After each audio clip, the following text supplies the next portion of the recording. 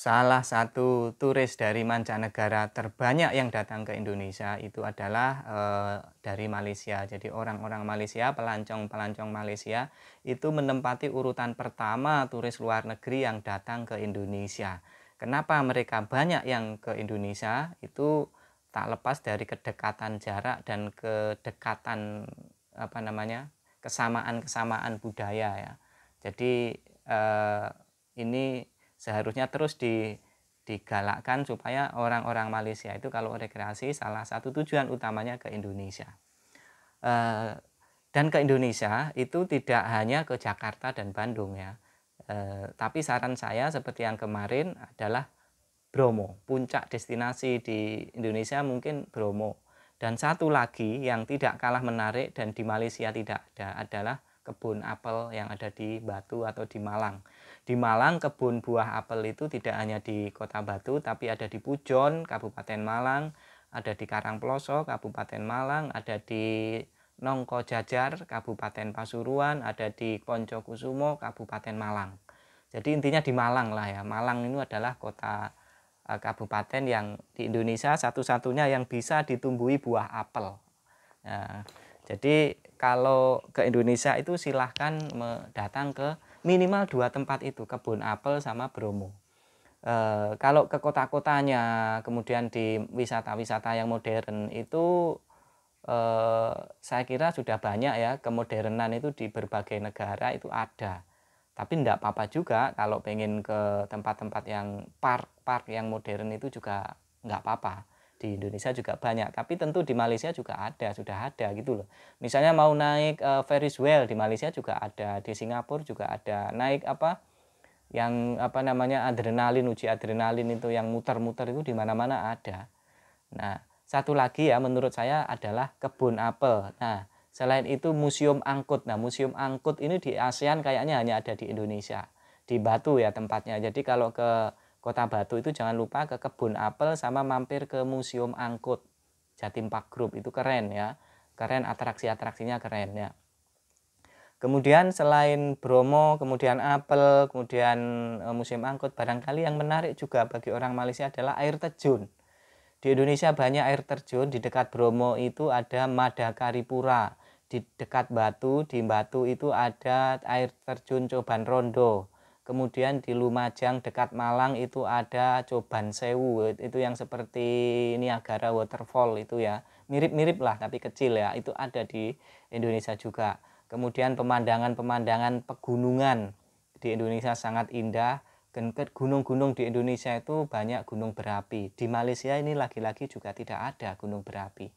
Memang di Sarawak atau Sabah itu ada gunung tertinggi namanya Gunung Kinabalu, tapi itu tidak berapi ya. Tapi beda kalau Anda misalnya gunung di Indonesia itu banyak yang berapi, Gunung Tangkuban Perahu, kemudian Gunung Merapi, Gunung Kelut, Gunung Arjuno, Gunung Welirang, Gunung Bromo, Gunung Semeru, Gunung Ijen, macam-macam, banyak sekali gunung berapi di Indonesia. Ketika Anda naik ke puncaknya dan melihat kawah, itulah sensasi yang luar biasa. Di Bromo Anda bisa melihat kawahnya langsung dan naiknya tidak terlalu tinggi, cukup beberapa jam saja, 1 jam mungkin itu ya, nggak sampai di Gunung Bromo itu karena dengan lautan pasir tidak terlalu tinggi ya kalau sudah sampai situ. Itu tentu akan memberikan pengalaman yang berbeda. Kalau pantai-pantai ya Indonesia pantainya cantik-cantik, tapi di Malaysia kan juga ada pantai meskipun nggak secantik Indonesia barangkali, tapi kan di sana sudah ada juga. Jadi kalau berwisata ke Indonesia saya kira itu, dan yang berikutnya adalah wisata belanja pakaian. Di Indonesia informasinya jauh lebih murah dibanding Malaysia soal pakaian, baju raya, pakaian-pakaian batik, macam-macam. Nah, biasanya yang ke Jakarta itu ke Blok M, tapi di Surabaya juga ada, di Solo, di Jawa Tengah juga ada ya. Di Surabaya itu ada pasar Turi, ada pasar Kapasan, ada pasar Atom, macam-macam ya. Itu bisa dijadikan destinasi untuk belanja-belanja pakaian ya. Itu seperti itu kalau ke Indonesia ya. Orang-orang Malaysia yang datang ke Indonesia kalau cuma ke Jakarta naik bus ke Bandung oke lah, itu untuk yang pertama-tama boleh. Nanti kalau keduanya udah harus geser ke Jogja, ke ke mana, ke Batu, ke Malang, ke Bromo, itu sepertinya harus dikunjungi itu Bromo itu, karena Bromo itu sangat istimewa. Kalau pengen ada ekstrim lagi ke Ijen, Kawah Ijen, Blue Fire itu ada di sana. Itu pengalaman-pengalaman wisata alam itu memang bagi yang sudah apa namanya, sudah berumur gitu, menjadi tempat refleksi atau rileks ya, atau retreat yang sangat bagus. Anda begitu masuk ke kawasan Bromo itu sudah nuansanya sudah lain sekali ya. Saya aja pengen ke sana lagi, padahal saya sudah berapa kali ya, enggak banyak kali ya saya ke sana, tapi kalau 3 kali mungkin sudah lebih ya, tapi tetap pengen ke sana ya. Saya pengen ke sana itu yang naik sepeda motor ya, ini yang belum keturutan.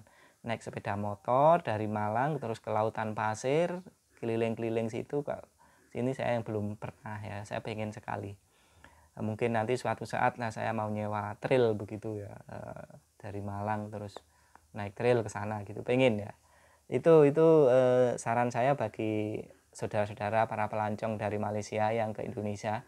Jadi rutenya diubah, ke Kuala Lumpur misalnya, ke Jogja dulu atau ke Surabaya, langsung ke Bromo, habis itu ke Pete Apel atau ke Bromonya belakangan, dari ke Batu dulu istirahat menginap, kemudian ke Pete Apel.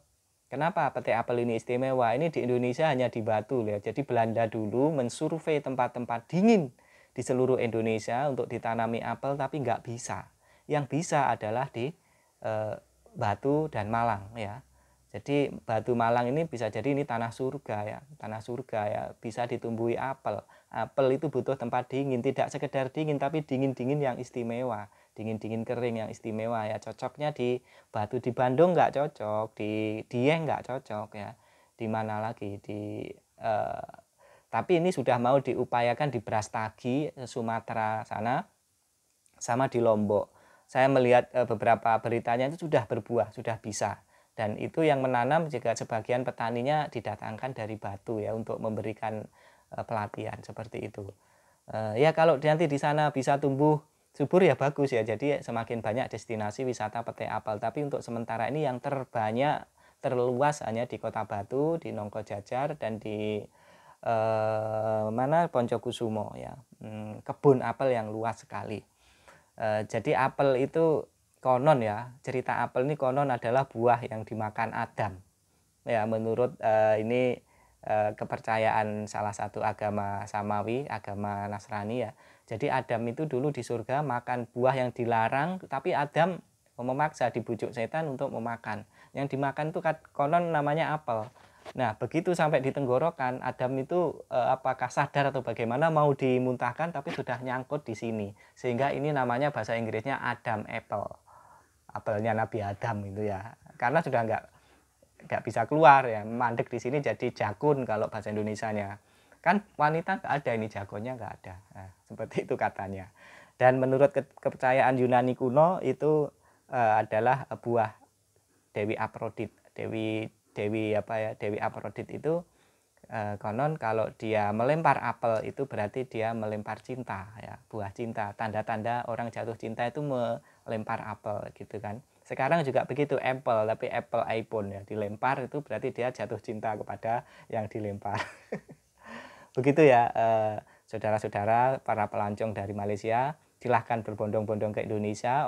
Dijamin orang Indonesia itu baik hati, tidak seperti yang gaduh-gaduh di media sosial. Di media sosial bergaduh-gaduh nggak apa-apa, tapi kalau ketemu kita bersenyum-senyum, bersapa-sapa, bercerita-cerita, itulah yang terjadi selama ini. Tidak ada yang saling membenci di dunia nyata itu ya.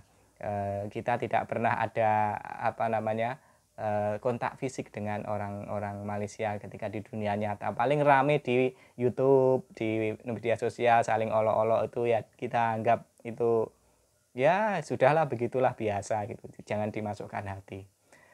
Demikian dari saya, Amru Channel. Selamat menonton. Jangan lupa like, comment, dan subscribe jika video ini bermanfaat. Dan bagi orang-orang Malaysia yang pengen nanya-nanya, silahkan di kolom, nanti saya jawab. Ya saya jawab semampu saya tentang pariwisata di Indonesia, atau tentang kebiasaan orang-orang Indonesia, tentang kampung-kampung di Indonesia yang saya tahu, nanti akan saya jawab. Siapa tahu bermanfaat begitu ya.